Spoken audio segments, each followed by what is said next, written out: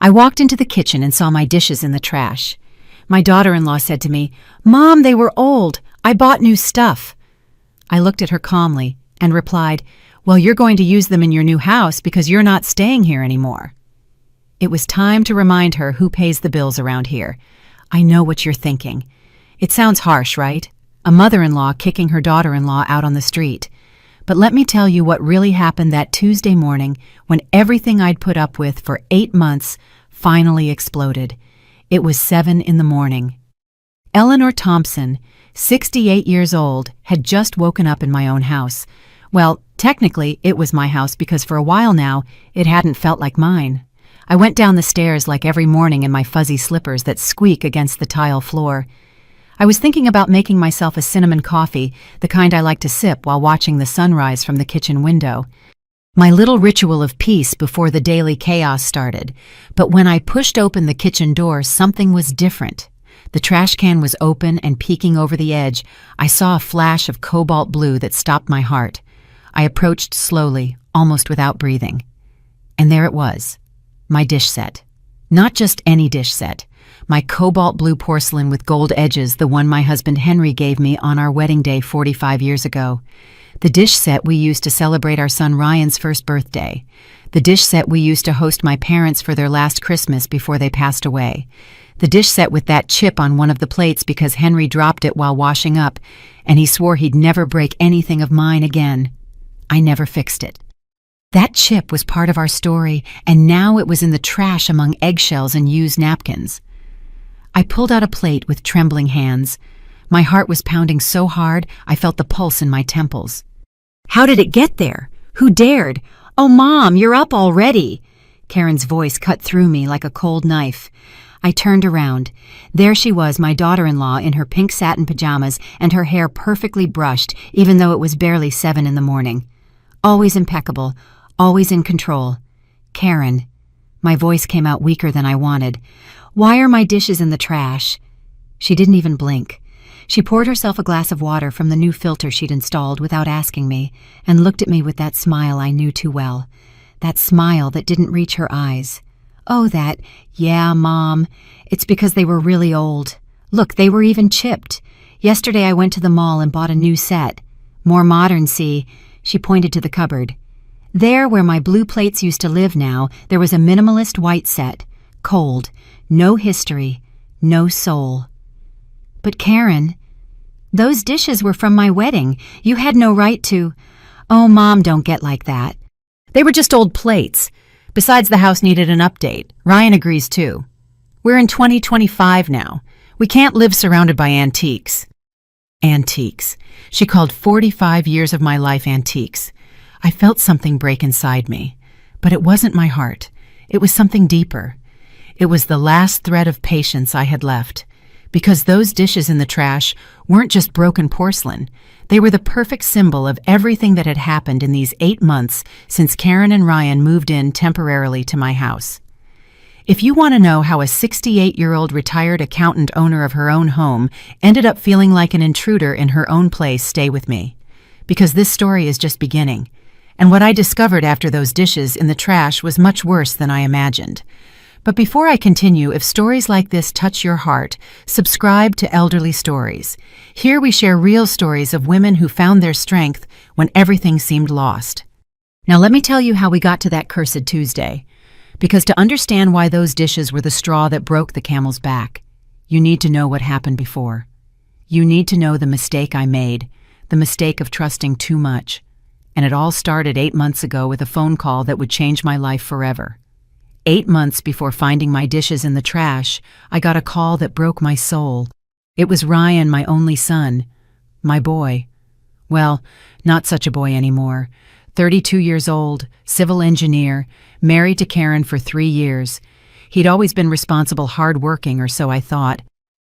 "Mom, I need to talk to you." His voice sounded broken, tired. I knew right away something bad had happened. "Tell me, son, what happened." "I got laid off. The construction company went bankrupt. They left us all on the street with no severance, nothing, and Karen is 6 months pregnant." My blood ran cold. My son without a job, a granddaughter on the way. What mother wouldn't do anything "What do you need?" I asked without hesitation.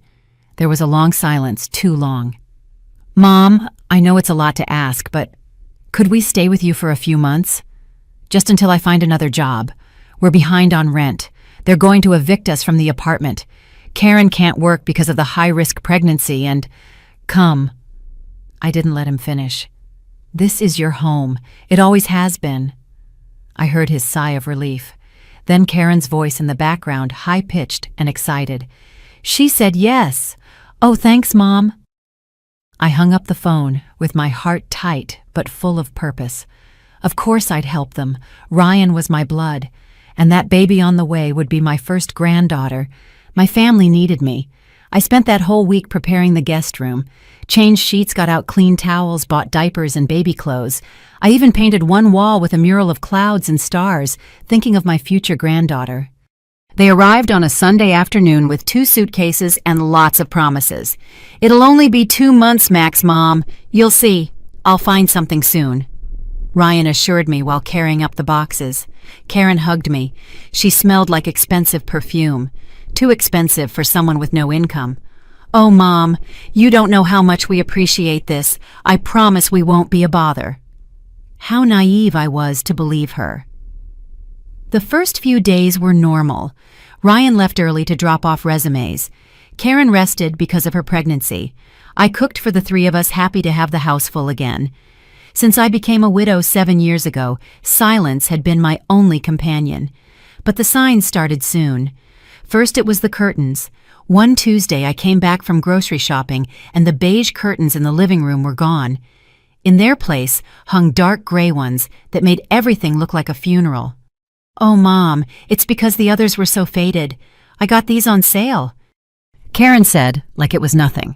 Then it was the couch. She moved it without asking why. "This way, the light comes in better." The couch where Henry and I watched TV every night. The couch where I rocked Ryan when he was a baby. Then it was the music.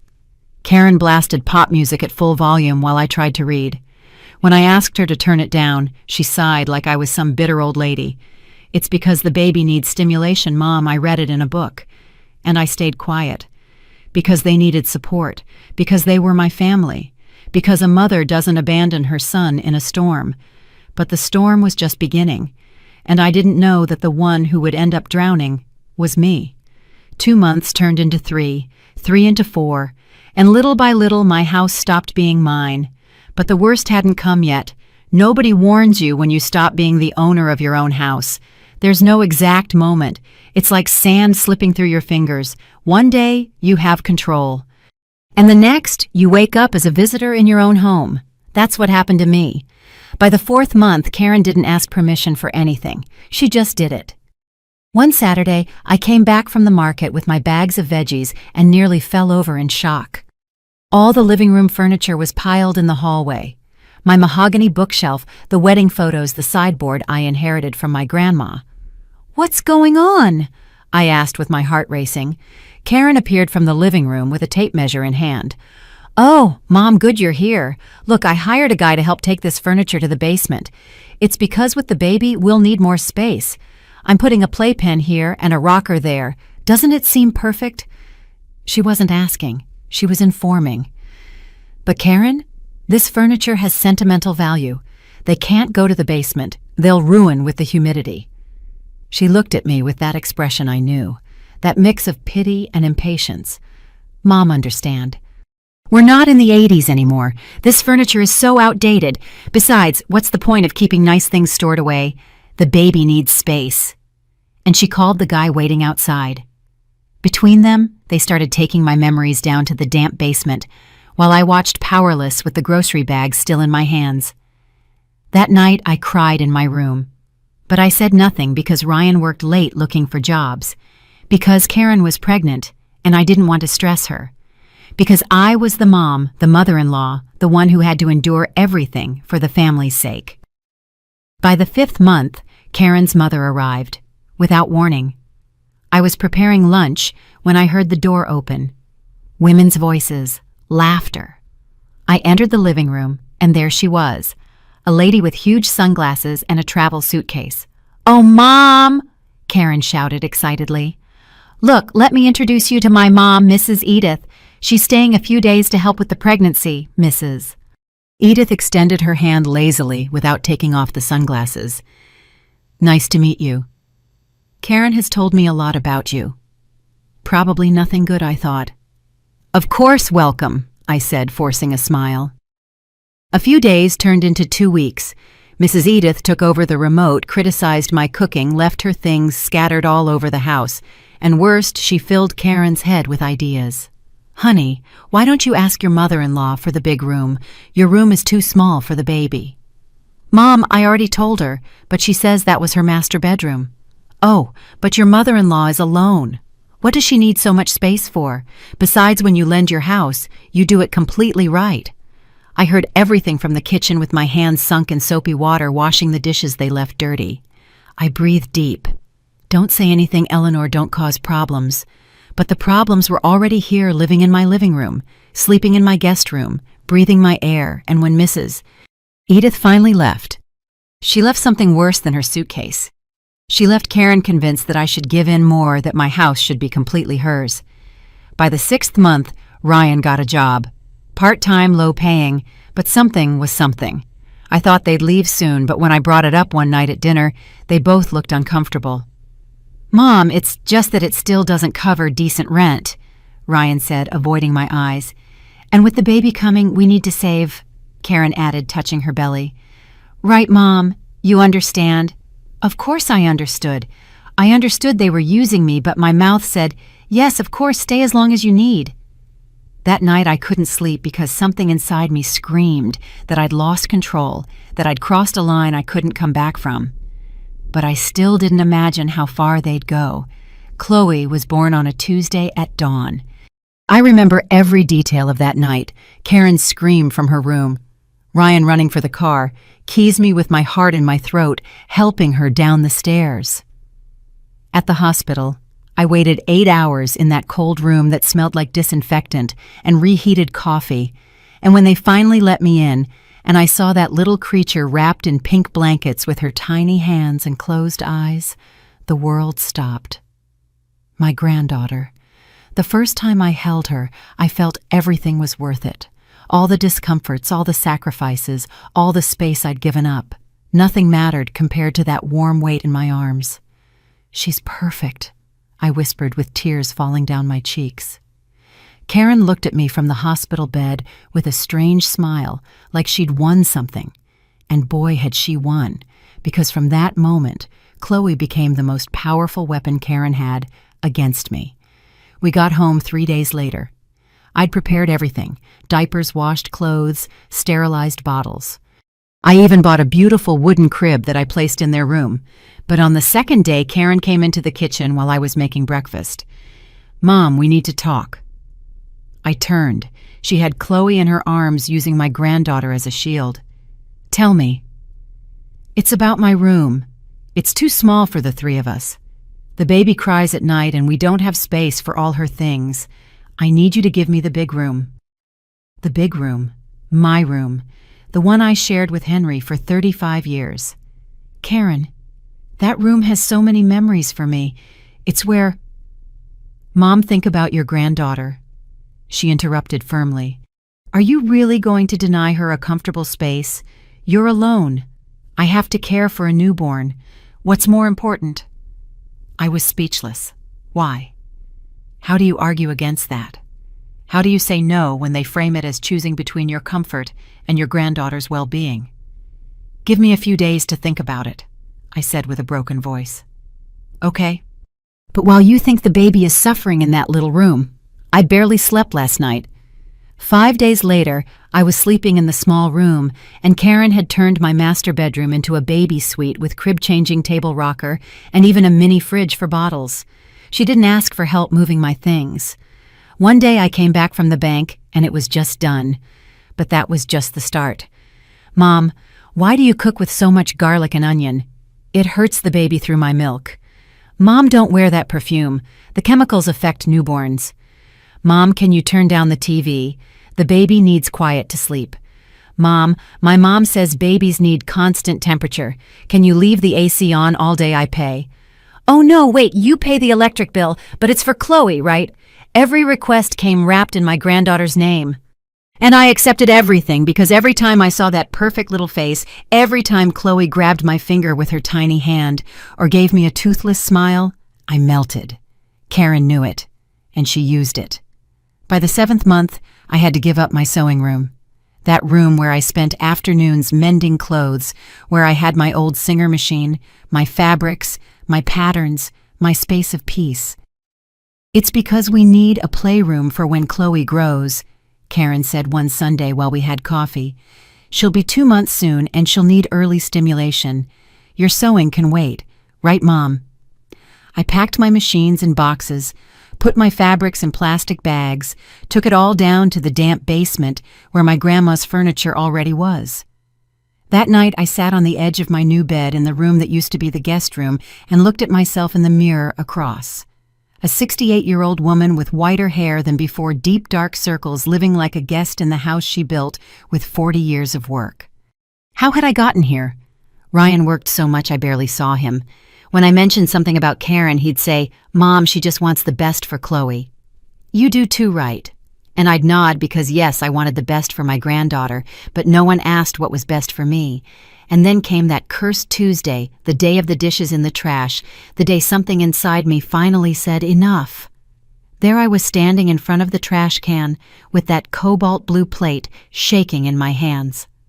45 years of marriage reduced to garbage. Karen was still there drinking her water like nothing, like she'd just thrown away an old newspaper, not the memories of my whole life. "You know what, Mom? You should thank me. Those dishes made the kitchen look so outdated. Now everything looks cleaner, more modern. I even took photos for my Instagram. Look." She showed me her phone. There they were. Photos of the new kitchen with the new dishes, with a caption that said "Refreshing Spaces." Sometimes you have to let go of the old to welcome the new. 52 comments, all telling her how nice it looked. No one knew that the old she'd let go of were my memories, that each plate in those dishes had a story. "These dishes," I said with a trembling voice.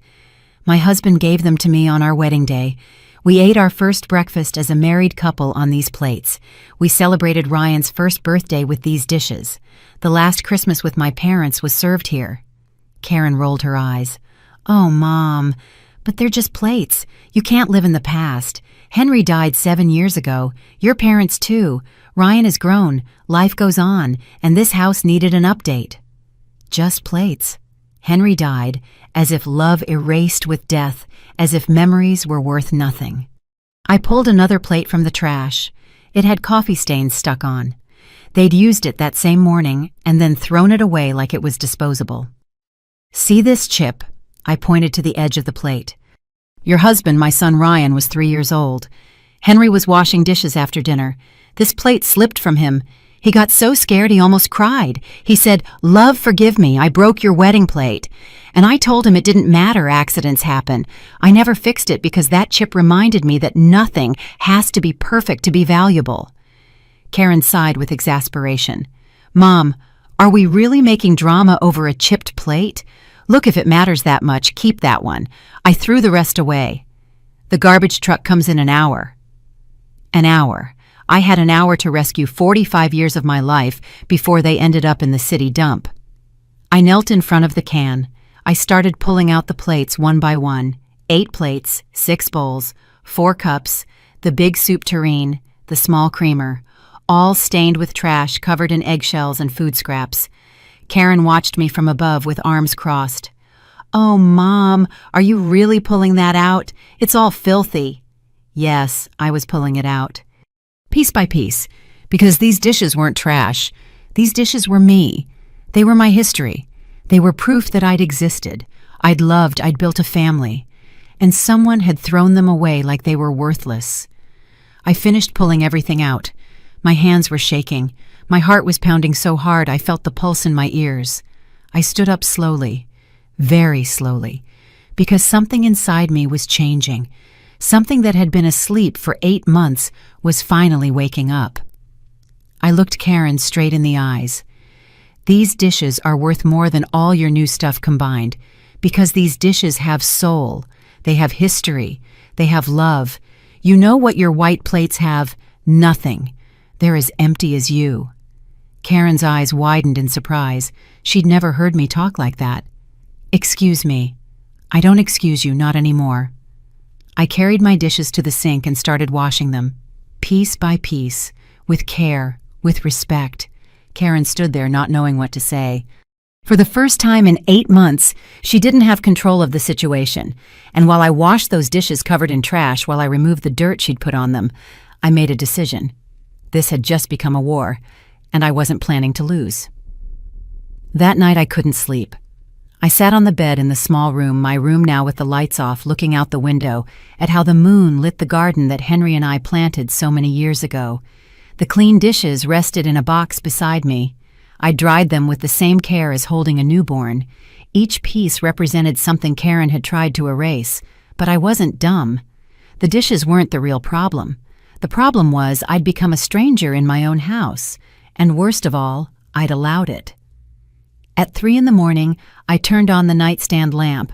I pulled out a green folder from the drawer where I kept all my important documents. I needed to see things clearly, with numbers, with facts, the house deed, in my name. I paid for it with 40 years of work as an accountant at a mid-sized firm.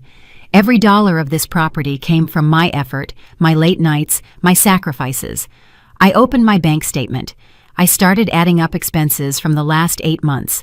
Electricity, $189 a month, times 8 months, $1,512. Consumption had tripled since they arrived. AC all day for Chloe. Lights on in every room because Karen was afraid of the dark. Water, $64 a month, 512 wonsils total. Karen showered twice a day. The washer ran daily with small loads because she didn't like mixing the baby's clothes with anything else. Gas, $120 monthly, $960 accumulated.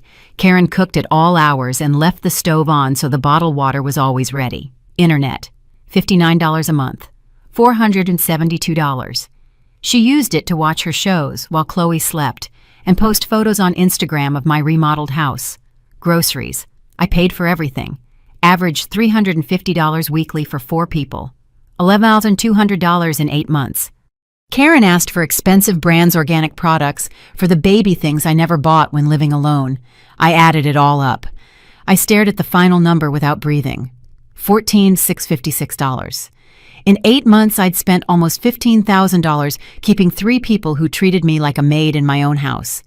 And what had Ryan contributed $150 every 2 weeks when he could? $300 a month. $400 in 8 months at most. And Karen, zero. Absolutely nothing. Not a dollar. Not even a bit of genuine gratitude. I kept reviewing papers. I found the receipt for the new dishes. $1,850. Bought at Macy's with home delivery. But wait, I looked closer. The payment method said Visa card ending in 4829. I didn't have any card ending in 4829. I checked my full statements, and there it was, a $1,850 charge at Macy's 3 weeks ago on my credit card, the one I'd kept in the drawer of my desk in the big room, the room that was now Karen's. The air left my lungs. Karen had used my card without permission. She'd gone into my desk, taken my card, and bought new dishes to replace mine. With my own money. That wasn't disrespect. That was theft. I got up from the bed shaking, not from fear, from rage. I paced the small room trying to process what I'd just discovered. How many more times had she used my card? What else had she bought with my money?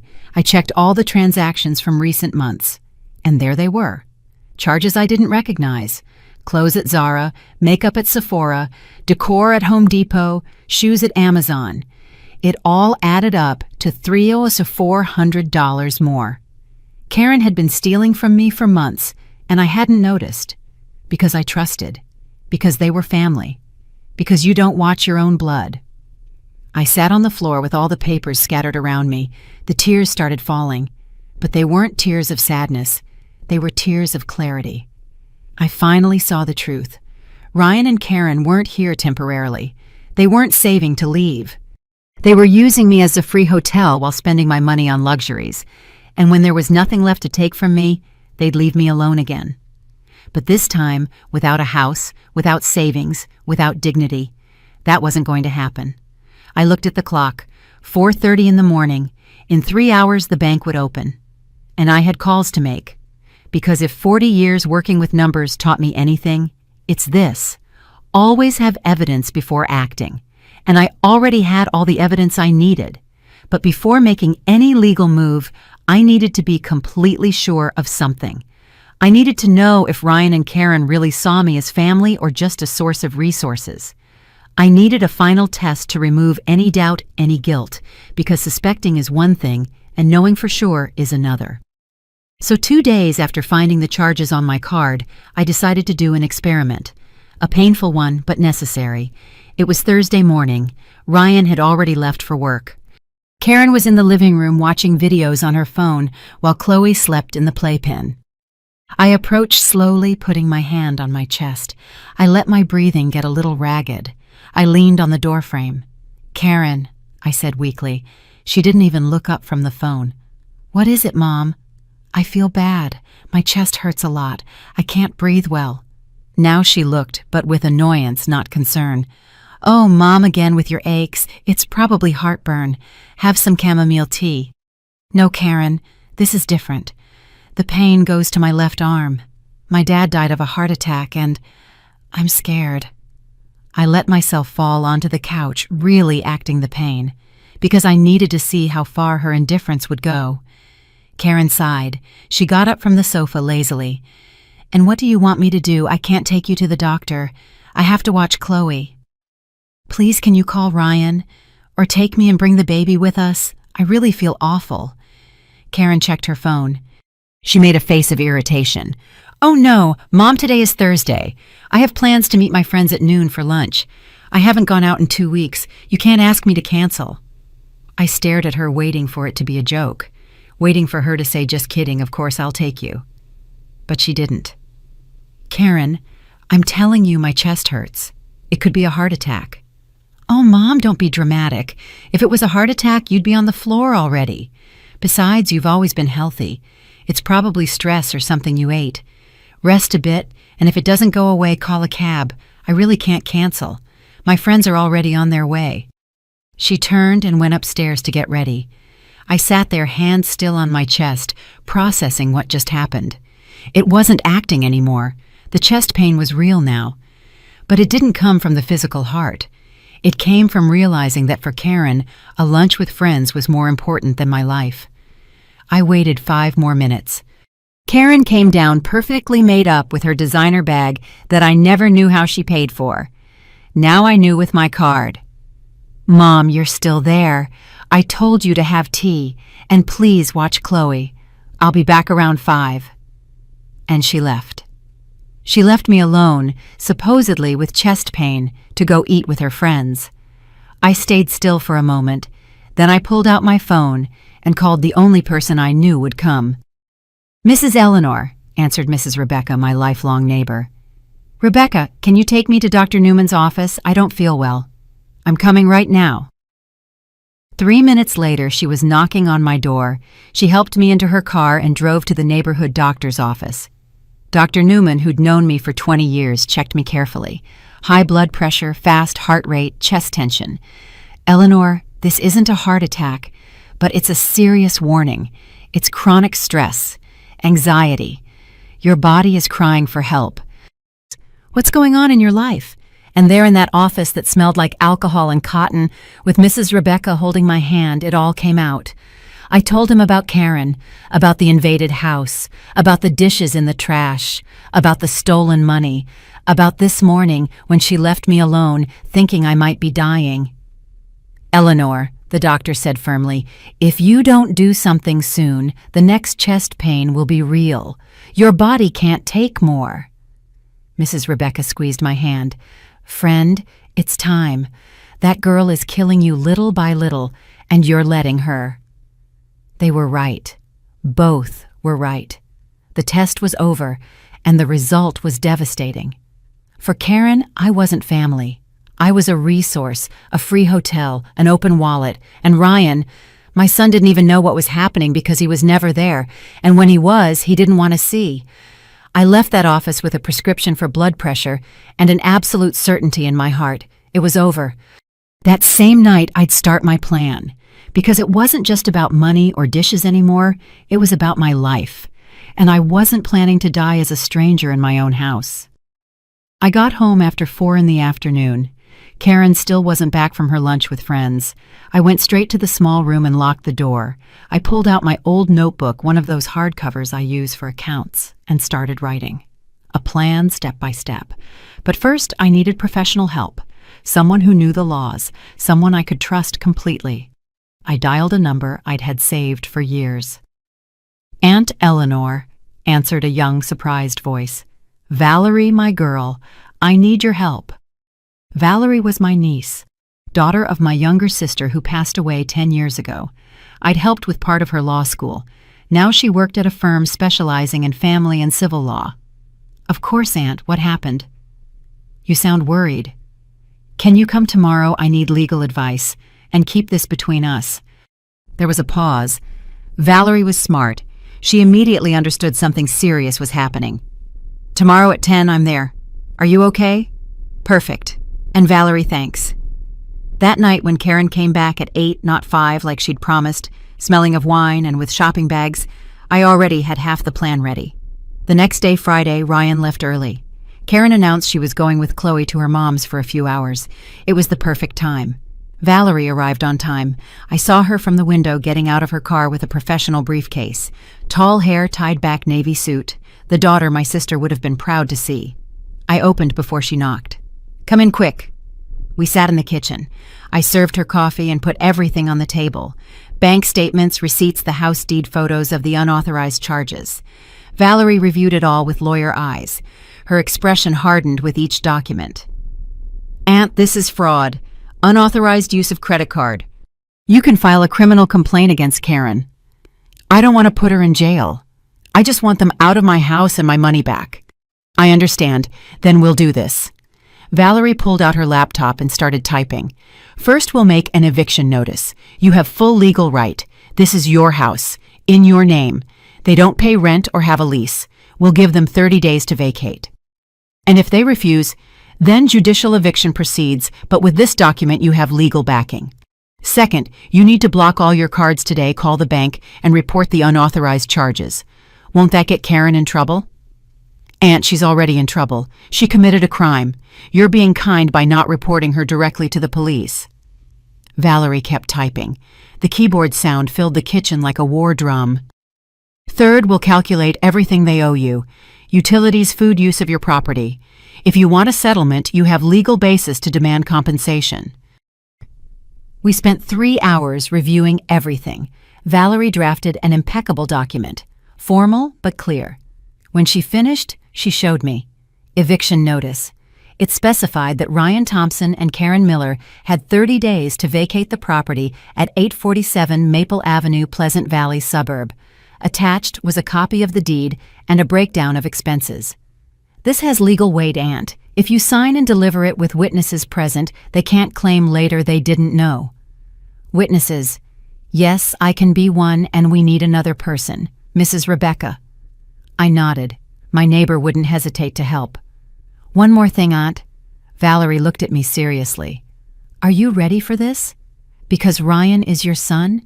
It's going to hurt seeing him angry. He's going to say ugly things, try to make you feel guilty." I stayed quiet a moment. I thought of Ryan as a baby, as a teen, all the times I supported him, hugged him, defended him. But I also thought of the Ryan, now the one who was never there, who chose not to see, who left me at the mercy of his wife. "I'm ready," I said firmly. "I'm not just his mother anymore. I'm also Eleanor, and Eleanor deserves respect." Valerie smiled. She squeezed my hand. There's the aunt I know, the one who doesn't let anyone walk over her. We printed 3 copies of the document. I signed them with a shaky but determined hand. Valerie hugged me before leaving. "When you're ready to deliver, call me. I'll come."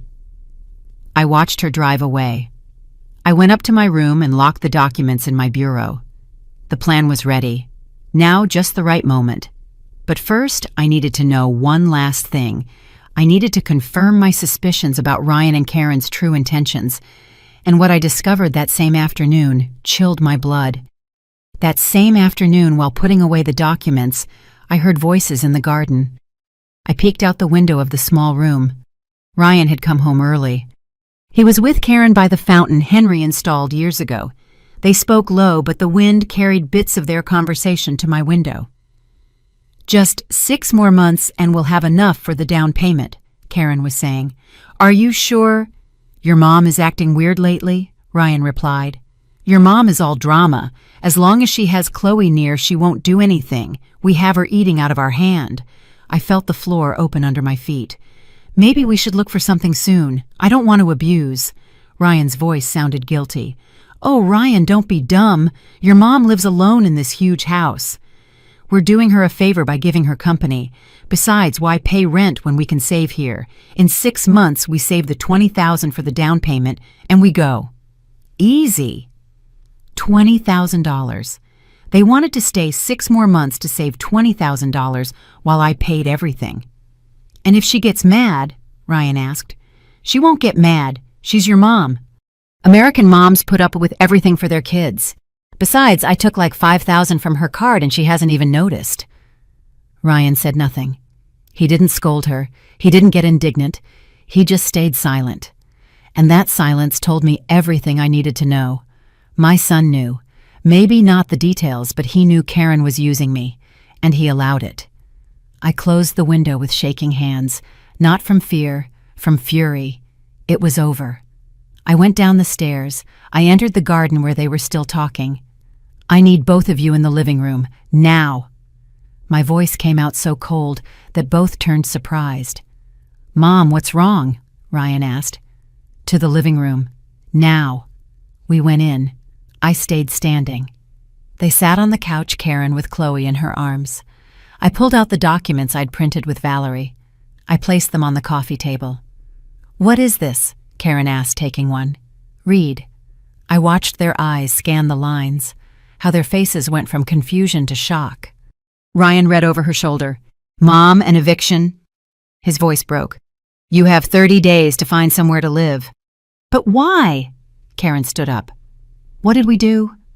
I looked at her steadily without blinking. "Are you really going to ask what you did? Really?" "Mom, if it's about the dishes, I already apologized." "It's not just the dishes, Karen. It's everything.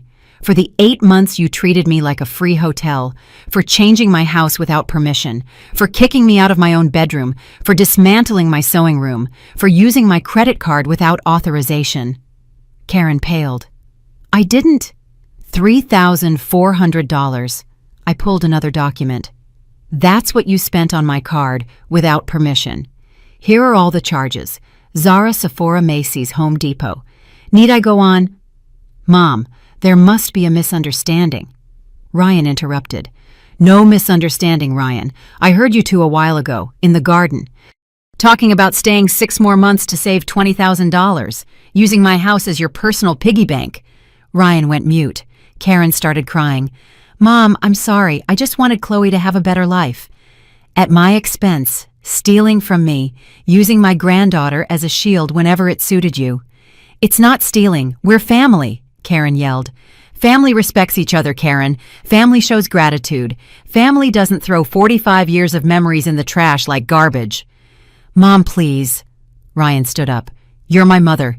You owe us support. We went through a tough time." Those words were the last straw. "I owe you support." My voice rose. "I gave you life. I paid for school, college. I gave you a roof for 30 years. I opened my doors when you needed it. And you know what? I don't owe you anything else. I paid my debt as a mother years ago." "But we're your family. You can't kick us out," Karen cried. "I can, and I am. This house is mine. I paid for it. I decide who lives here, and you don't anymore." Ryan fell back on the couch. For the first time, he really looked at me. Like after 8 months, he was finally waking up. "Mom." His voice was a whisper. "I'm sorry too." I felt tears wanting to come out, but I held them.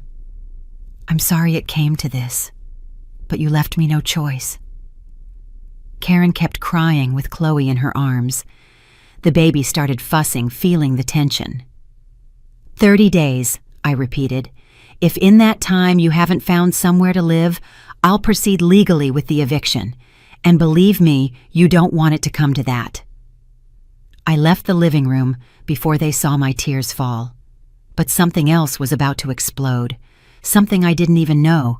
I didn't make it halfway up the stairs when I heard Karen scream, "This is your fault, Ryan. I told you your mom was a bitter old lady. That's why your dad died from pure anger living with her." I stopped dead. Those words pierced me like bullets. I turned slowly. Very slowly. I went down each step with a calm I didn't feel because inside I was boiling. "What did you just say?" I asked in a dangerously low voice. Karen realized her mistake. She tried to back up. "Mom, I didn't mean—" "Repeat it." I took a step toward her. "Tell me again why my husband died." "Mom, let it go. Karen is nervous." Ryan tried to intervene. "No!" My shout made them both jump. "I want to hear it from her mouth." "You think Henry died from anger living with me?" Karen swallowed, but I'd underestimated her. When she felt cornered, she attacked. "Well, look at this house. Old, outdated, full of junk. Your house is ugly in every way, that's why I had to update it." Something in me broke, but not from pain, from absolute clarity. I walked to my desk in the dining room. I pulled out a folder I'd prepared that morning after talking to Valerie. I'd kept it there waiting for the right moment, and this was the moment. "You want to talk about ugly things, Karen?" I opened the folder. "Let's talk about this." I pulled out the bank statements with charges highlighted in yellow. One by one, I put them on the table. $1,850 on new dishes, with my card. $320 on clothes for you, with my card. $180 on makeup, with my card. $450 on house decor, with my card. $600 on shoes and bags, with my card. I kept pulling papers. The piles grew on the table. "You know what this is called, Karen? Fraud, unauthorized credit card use. It's a criminal offense." Ryan stood up suddenly, snatching the papers. His eyes scanned the numbers, dates, charges. "Karen," his voice shook. "Is this true?" She didn't answer. She just stood there with Chloe crying in her arms. "Answer me," Ryan yelled. "Did you steal my mom's card?" "It's not stealing. She has plenty of money," Karen defended. "She lives alone in this huge house on her pension. What does she need it all for? We have a baby. And that gives you the right—" Ryan was red with fury. "That gives you the right to steal. Your mom owed us help. My mom told me. When you lend your house, you do it completely, not halfway. Your mom is selfish." "Enough!" Ryan's shout shook the walls. "Stop it, Karen!" For the first time in 8 months, I saw my son really defend something. Defend me. But I wasn't done. "There's more." I pulled another document. "This is the call history from my landline, the one in the kitchen. See these calls in red all to the bank. 32 calls in 3 months. Karen turned white. "I got an email from the bank 2 weeks ago asking if I'd authorized a credit limit increase. I never requested that. But someone called pretending to be me, and the bank has those calls recorded." I pulled one last paper, a screenshot of an email. "You intercepted my email too, right?" The bank sent a notice of limit increase. I never got it, until I checked my email account and found someone had marked all bank emails as read and moved them to trash. Ryan looked at the papers like he couldn't believe it. "Karen, tell me this isn't true. Please." She started crying uncontrollably. "Your mom has us living on handouts, treats us like we owe her our lives. I just took what we deserved." "You deserved nothing." My voice came out icy. "I opened my house to you, fed you, kept you, gave you my bedroom, my space, my peace, and you repaid me by stealing, humiliating me, and throwing my history in the trash." I turned to Ryan. $3,400 in unauthorized purchases. But if we add utilities, food use of my property, you owe me over $16,000. "Mom, I didn't know, but you didn't want to see either." I looked him straight in the eyes. "You left every morning, leaving me alone with her. Never asked how I was. Never noticed I stopped cooking with garlic, stopped sewing, stopped being myself in my own house." Ryan collapsed on the couch with his head in his hands. Karen kept crying, but now they were tears of rage, not remorse. "You have two options." I held up two fingers. "Pay the $3,400 in unauthorized charges and leave in 15 days, not 30, or I file a criminal fraud complaint and a judge handles this." The silence that followed was deafening. Only Chloe's crying and Karen's sobs could be heard, and me standing in the middle of my living room in my house, finally finding my voice. Karen dropped onto the couch. Her crying changed. No longer rage. Panic because she finally understood I was serious. "Mom, please." Her voice was choppy. "Don't do this. Think about Chloe. She's your granddaughter. Are you really going to separate us? You separated yourself when you decided to steal from me." Ryan lifted his head, his eyes red. "Mom, give me time. I'll pay you everything, but don't file the complaint, please. Karen wouldn't go to jail right away. It depends on the judge, but with this evidence, it's likely she'd at least have a criminal record, and that means no jobs in many places, no loans, no travel to certain countries." Karen started hyperventilating. No, Ryan, do something. Tell your mom to stop." "Me do something?" Ryan looked at her with an expression I'd never seen. "Where were you when my mom needed help? When she had that chest pain and you went to lunch with your friends leaving her alone? Where was your concern?" Karen's eyes widened, surprised. "How do you know that?" "Mrs. Rebecca told me yesterday. She saw me at the store and asked how my mom was after the scare. I had no idea what she meant. I had to ask her. And I was ashamed, Karen. So ashamed to know my mom could have had a heart attack, and I didn't even know because you didn't tell me." "It's because I thought it was just drama." "My mom never does drama." Ryan stood up. "That's my mom. The woman who became a widow and kept this house going alone, who worked 40 years to have something of her own, and you call her dramatic." It was the first time in 8 months Ryan defended something with such passion. I wish it had been sooner. I wish we hadn't had to get here. Karen hugged herself, rocking Chloe. My mom told me that when a mother-in-law offers her house, it's her duty to support the whole family, that I didn't have to ask permission for anything because it was my right. And there it was, the truth behind everything. "Your mom filled your head with wrong ideas," I said tiredly, "and you believed them because they suited you." Karen broke down crying again, but different. This time there was some genuine remorse in her tears. "I'm sorry, really sorry. I don't know when it all got out of control. At first I just wanted to help with small changes. Then my mom said it was my chance to have nice things because you had money. And I never had much growing up. I always wanted nice things, a nice house. And when I saw you didn't say anything, I thought you didn't care." "Of course I cared. I just didn't know how to set boundaries without seeming like the bad mother-in-law, without pushing my son away, without losing my granddaughter." Ryan came closer to me. "Mom, forgive me. Forgive me for not being there, for not seeing, for letting this happen." I looked at him. I saw the boy I raised, the man he'd become, and also his mistakes. "I forgive you, son, but that doesn't change what has to happen now." "The $3,400. Ryan nodded. "I'll pay you even if I have to work triple shifts. Even if it takes a year, I swear I'll pay you. You don't have a year. I want you out in 15 days. "Okay, 15 days. We'll find something. Anything. Even a small room. But Mom..." His voice broke. "Don't file the complaint. Chloe needs her mom, and Karen..." He looked at his wife. "Karen made mistakes, but she's not a bad person." I looked at Karen. There she was, broken down with my granddaughter, in her arms, tears falling uncontrollably. Was she a bad person I didn't know? Maybe just a young woman, immature, badly advised by a toxic mother.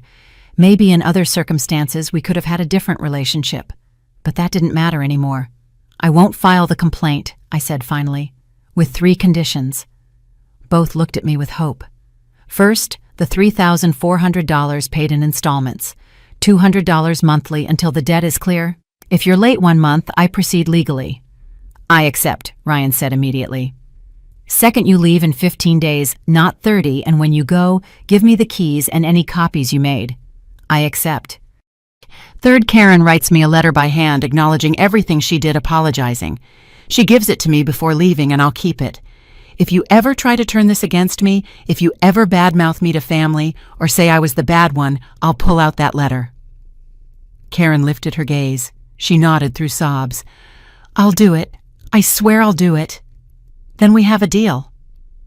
I turned to go up to my room, but before reaching the stairs, Ryan stopped me. Mom, someday can you forgive us for real? I looked over my shoulder. Forgiveness isn't the same as forgetting, son, and it doesn't mean things go back to how they were. But yes, someday when you show with actions, not words, that you've learned. The next 15 days were the strangest of my life. Karen and Ryan moved through the house like ghosts, packing quietly, searching for apartments online late into the night. No more loud music, no more demands, no more fake smiles, just an uncomfortable, necessary silence. I didn't talk much either. I focused on reclaiming my spaces little by little. I brought my sewing machines up from the basement, cleaned the room that had been my workshop, hung the beige curtains back in the living room. Mrs. Rebecca came every afternoon with coffee and sweet bread. How do you feel, friend? Weird, like waking from a long nightmare. Because it was, but it's over. You set things right.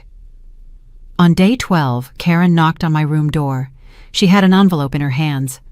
Mom, here's the letter you asked for. I took it without opening. Thanks. She stood there like waiting for me to say something. Is that all? She asked in a small voice. What else do you want me to say, Karen? I don't know. I thought maybe we could talk. That you'd explain how to be better, how to fix this. I looked her straight in the eyes. It's not my job to teach you respect. You should have learned that years ago, and there's nothing to fix between us. Just consequences to live. Her eyes filled with tears again. Do you hate me? That question surprised me. I thought a moment before answering. I don't hate you, Karen. Hate takes energy I don't have anymore. I just don't trust you. And without trust, there can't be a relationship. She left my room without saying more. Day 15 came too fast and too slow at once. Ryan rented a van. With a friend, he loaded the few things they'd brought 8 months ago. Now they had more. Much more. Things bought with my money without me knowing. They found an apartment in the city suburb. 2 bedrooms, 800 square feet, $1, $100 monthly rent. Ryan would work 2 jobs to pay it. Karen would have to find work too. Real life had finally caught up to them. At 4 in the afternoon, the van was loaded. Ryan came in one last time. Mom, everything's ready. We're going. Good. Here are the keys. He put them on the kitchen table. All of them. We didn't make copies. Thanks. There was a long silence. Ryan wanted to say something but couldn't find the words. Mom, Take care of your family, Ryan, and don't forget the payments, first of each month. I won't. He came closer like to hug me. I stepped back instinctively. Ryan stopped. The pain on his face was clear. You're still very angry. I'm not angry. I'm tired, and I need space. He nodded sadly. I love you, Mom. I love you too. But love isn't enough without respect. He left the house. I stayed in the kitchen, looking out the window. Karen got in the van with Chloe in her arms. Before closing the door, she looked at me. Our eyes met for a second. I raised my hand in a neutral wave. Not a warm goodbye, not angry. Just acknowledgement that this chapter was ending. She nodded slightly and closed the door. The van started. I watched them turn the corner and disappear. And then the house was silent, a different silence from before. Not the silence of invasion, of fear of walking on eggshells in your own house. It was the silence of peace. I stood there a few more minutes. Then I walked slowly through each room. The living room. No toys scattered. No bottles on the table. The dining room. No diapers forgotten on chairs. My big room. Empty. Walls with marks where they'd hung things. Floor with scratches from the crib. But it was mine again. I went down to the basement. There was my grandma's furniture, the wedding photo, the mahogany bookshelf. You can come up now, I whispered. We're home again. That night I slept in my master bed for the first time in months. The sheets smelled new. I had to buy a whole set because Karen took the one she used. I lay looking at the ceiling. The same ceiling Henry and I stared at before sleep. The same where we planned our dreams. I did it, love, I said to the emptiness. I got our house back. I set boundaries. I defended myself. And for the first time in 8 months I cried. But not from sadness. I cried from relief. The next morning I woke to birds singing. Not Chloe's crying. Not Karen's heavy steps down the stairs. Not the TV blaring from 6 in the morning. Just birds. I stayed in bed a few more minutes enjoying that precious silence. Then I got up, put on my favorite robe, the one Karen hid in the closet back because she said it was too old, and went down to the kitchen. I made cinnamon coffee, with sugar and spice, the kind I like without worrying if the smell bothered anyone. I sat by the window and sipped my coffee, slowly watching the sun light the garden. And I smiled. The first days were deep cleaning, not just physical, emotional too. Mrs. Rebecca came to help. Okay, friend, where do we start? The big room. I want it mine again. Between us, we moved the crib Karen left. We gave it to a pregnant neighbor, removed the changing table, the rocker, the mini fridge, sanded the wall marks. Painted them a light blue I'd always liked but never dared use. It looks gorgeous, Eleanor, like a hotel room. It looks like my room. That's what matters. I hired a locksmith. Mr. Esteban, a 70-year-old who's changed locks in the neighborhood for 30 years. Mrs. Eleanor, everything okay? Why change all the locks? Let's say I need a fresh start, Mr. Esteban. He understood without more questions. In 2 hours, the whole house had new locks. $120 well spent on peace of mind. I brought up the basement furniture with Mrs. Rebecca's son's help. The mahogany bookshelf back by the window. The wedding photo back on the main shelf. My grandma's sideboard back in the dining room. It was like the house breathed relieved. But I needed help too, not just physical. I searched online for psychologists in the area, found Dr. Patricia Montes, specialist in family therapy and boundary setting. My first appointment was a Tuesday afternoon. Eleanor, tell me what brings you here. Oh, and I told her everything. From Ryan's call asking for help to the day I kicked them out. No details omitted, no sugarcoating. Dr. Montes listened without interrupting. When I finished, she nodded. Do you know what you did, Eleanor? Something many women your age never achieve. You set boundaries. You said enough. You chose your well-being over guilt. But I feel bad, like I failed as a mother. You didn't fail. You taught them the most important lesson. That love doesn't mean allowing abuse. That respect is the base of every relationship. That you matter too. Those words freed me from a weight I didn't know I carried. I started going every week, $85 per session, the best money I've spent in my life. I reclaimed my sewing room, brought out my fabrics patterns my Singer machine inherited from my mom. The hum of the machine filled my soul. I made tablecloths, mended neighbors' clothes, embroidered napkins with initials. Not because I needed money, but because I needed to create again. One afternoon, Mrs. Rebecca came with a little box. Look what I brought you, friend. Inside was a small kitten gray with black stripes, huge green eyes. She showed up in my yard. She's alone, and I thought you are too.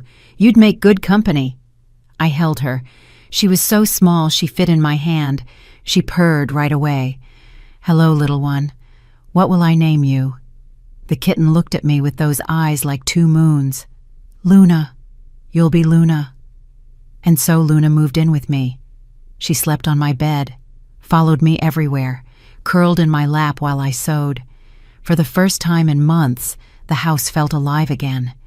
But alive with my energy, not others' invasion. The first of the next month, the doorbell rang. A delivery guy with an envelope. Inside, $200 cash and a note from Ryan. First payment, promise kept, love you, Mom. I saved the money in a jar. Not because I desperately needed it, but because it was proof they were learning. Little by little, the house stopped smelling of conflict and smelled of cinnamon, fresh coffee garden flowers. And I stopped being the scared Eleanor who tiptoed in her own house. I became just Eleanor again, owner of her space, her peace, her life. 6 months passed like sighs. 6 months of peace, of morning coffee without rush, of sewing late without anyone saying the machine noise bothered, of cooking with all the garlic I wanted. Luna grew, no longer that gray ball that fit in my hand, now an elegant cat who owned the couch like a queen. "At least you appreciate, right, Luna?" she purred in response. Ryan's payments came on time every month, $200 in envelope, always with a short note. Never missed one. We'd paid $1, $800, wound $600 left. But that October Thursday, everything changed. I was watering the garden plants when the doorbell rang. Luna ran to hide. She still feared strangers. I opened the door. It was Ryan, but not the Ryan from 6 months ago, haggard and absent. This Ryan looked different. Thinner, yes, but with clearer eyes. More alert. "Hi, Mom." "Ryan?" I stayed at the door without inviting him in. "Can we talk just 5 minutes, I promise?" I hesitated, but something in his look made me nod. 5 minutes. We sat in the living room. He looked around with nostalgia. "You put everything back how it was." "As it always should have been," he nodded without defending. "Mom, I came to tell you something, and don't think it's for gain or to look good." "I'm listening." He pulled an envelope from his jacket, put it on the coffee table. "Here are the $1,600 left complete. We don't owe you anymore." "Ryan, the agreement was $200 a month. Where did you get it?" "I sold my car. It was the right thing. I couldn't keep paying drip by drip something Karen and I owed months ago. I needed to close this debt to really start over." I looked at him differently. This was the son I raised, the responsible one, who owned his mistakes. "Karen is working," he continued. "She got a job at a clothing store. Doesn't earn much, but helps. And I have 2 jobs, one part-time engineer and one nights watching a site. We're tired, Mom, very tired, but we're learning." "And Chloe?" His face softened at her name. "She's good, big, beautiful. She walks, now says words, asks about you, sometimes points at photos, and says Grandma." I felt a lump in my throat. "Do you talk about me?" "Of course. We tell her Grandma Eleanor is a strong woman who taught us to be better, and when she's older, we'll tell her the whole truth, so she learns." I took the envelope, opened it. Yes, $1, $600 in bills. "You didn't have to rush to pay it all." "I did, because while I owed you money, we were tied to the mistake, and I needed to close that cycle to ask you something." "What?"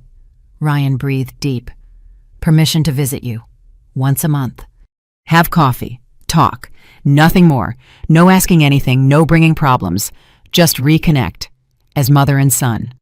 And Karen, she understands she has to earn your trust again. She doesn't seek you, but she asked me to tell you something." "What?" "Thanks. That if you hadn't kicked her out, she'd never have learned what it means to work for what you have. That she'd never have matured. That what she felt as cruelty then, now she sees as the push she needed." I was surprised to hear that. "Did she really say that?" "Really, she's in therapy too, with a psychologist her boss recommended, working on her issues with her mom, setting boundaries, understanding why she did what she did." We stayed silent a moment. Luna peeked from the hallway, checking if Ryan was safe. "That's Luna," I said, pointing to the cat. "She's pretty. Does she keep you company?" "A lot, and she doesn't criticize my dishes." Ryan let out a sad laugh. "Mom's sorry for everything. Not just the money or leaving you alone. Sorry for not seeing you were suffering, for not defending the house where I grew up, for forgetting what you taught me about respect." "You said sorry months ago." "I know, but now I say it different. Now I feel it for real. Because now I know what it costs to survive, pay bills, keep a family. And I understand everything you did for me for 30 years. His voice broke. I saw tears in his eyes. "And I understand how much it must have hurt seeing me choose Karen over you. Not because a son shouldn't defend his wife, but because I didn't defend anyone. I just closed my eyes and let it all happen." I got up from the couch. Ryan got up too, waiting. I took a step toward him and hugged him tight, like when he was a kid with nightmares, like when he graduated college, like when he introduced me to Karen first, full of hope. He hugged back, crying on my shoulder. "I love you, Mom. And I you, son, always. But now with boundaries." "With boundaries," he repeated. I understand. We separated, both with red eyes. You can come once a month, Sundays, at 11. You bring sweet bread, and I make coffee. His smile lit his face. Really, but just you for now. Karen and Chloe need more time. I understand perfectly, and Mom, thanks. Thanks for not giving up on me. He left with a lighter step. I watched him go from the window. Luna jumped on the couch next to me. What do you think, Luna? She purred. I took that as a yes. It's been almost 2 years since that Tuesday I found my dishes in the trash. 2 years since I said the words that changed everything. Well, you're going to use them in your new house because you're not staying here anymore. Today is Sunday, 11 in the morning. Ryan rings the bell on time as always. He brings a bag of sweetbread from the Hope Bakery. Good morning, Mom. Good morning, son. Come in. We sit in the kitchen, the same kitchen where it all started. But now it smells of fresh coffee and warm rolls. Luna jumps on Ryan's lap, purring. She adopted you already, I say, smiling. It's because she knows I love her. We talk about a bit of everything. About his job. He has only one now, better paid. About Chloe, who is 3 and talks nonstop. About Karen, who got promoted to store manager. After an hour, Ryan looks at me seriously. Mom, there's something I want to ask, and it's okay if you say no. Tell me. Chloe turns 3 next month. We're having a small party at the park. Would you come? Karen wants to see you. Wants Chloe to know you for real, not just in photos. I've learned that setting boundaries doesn't make me bad, that saying no is self-love. But I've also learned forgiveness doesn't mean forgetting. It means letting go of the poison so it doesn't sicken my soul. I'll go, but only 2 hours. And Karen and I talk alone before the party. Really? But with clear conditions. This doesn't mean everything's back to before. It means I'm willing to build something new, different, healthier. Mom, you don't know what this means to us. And you don't know what it meant for me to reclaim my life. Ryan nods. He understands, finally understands. After he leaves, I stay alone in the kitchen. I pull down that box from the high shelf I stored 2 years ago. My cobalt blue dish set, the one I rescued from the trash, the one I washed so carefully, the one I thought I'd never use again because it hurt too much. But a few months ago, I did something special with it. I took it to an artisan who works with the Japanese technique kintsugi, that ancient technique where they repair broken ceramics by filling cracks with gold. They don't hide the breaks. They celebrate them, turn them into art. The artisan fixed every chip, every crack. Now my plates have golden lines that shine in the light. They're more beautiful than before because the scars tell their story. I take out a plate, the one Henry dropped so many years ago. Now the chip is sealed with a gold line like a small river. I serve myself coffee. Sit by the window with my blue and gold porcelain plate. Luna jumps in my lap, and I think of everything I lived, how I got lost in silence, how I reclaimed my voice, how I almost forgot who Eleanor was to please others. I look at the garden Henry and I planted. The flowers keep growing.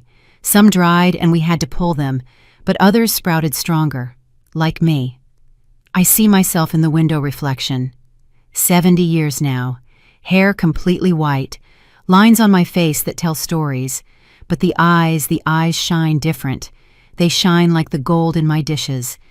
And I want to tell you something, you who've listened all this time. If you're living in your own house feeling like a visitor, if someone is erasing your history because they don't value it, if they tell you you're dramatic for wanting respect in your own space, listen well. You're not selfish for setting boundaries. You're not a bad mother, bad mother-in-law, bad person for saying enough. True love doesn't ask you to erase yourself. It asks you to respect yourself first, to respect others. I learned my dish set wasn't just porcelain. It was proof I'd existed. I'd loved.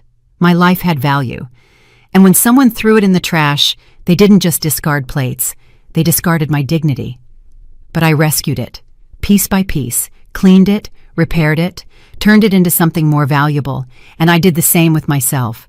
I rescued myself from the emotional trash where they'd thrown me, cleaned off the guilt, repaired with therapy and boundaries, and now I shine different. Not stronger, different. With visible scars, with the gold of lessons learned. Because the broken can be even more beautiful when you decide you deserve to be repaired. I raise my coffee cup. I toast to the window, to life, to myself, to the women who say enough, to those who reclaim their house, to those who learn saying no is a full sentence, to those who discover true wealth isn't what you own, but what you don't let them take. Luna meows. I think she agrees. And I, Eleanor Thompson, 70 years retired accountant, owner of her house, and Destiny sipped that coffee, savoring each bit. Because finally, after so long, I came home. To my true home. The one I carry inside. The end. If this story touched your heart, if it made you reflect on your own boundaries, or if you know someone who needs to hear it, leave a comment telling me where you're watching from. Did you identify with Eleanor? Have you lived something similar? I'd love to read you. And if these life stories of women who find their strength when everything seems lost inspire you, subscribe to Elderly Stories. Here we share tales that remind us it's never too late to reclaim our dignity. Give a like if Eleanor taught you self-love isn't selfishness. See you in the next story. And remember, your dishes, your memories, your life aren't trash to anyone. Bye for now.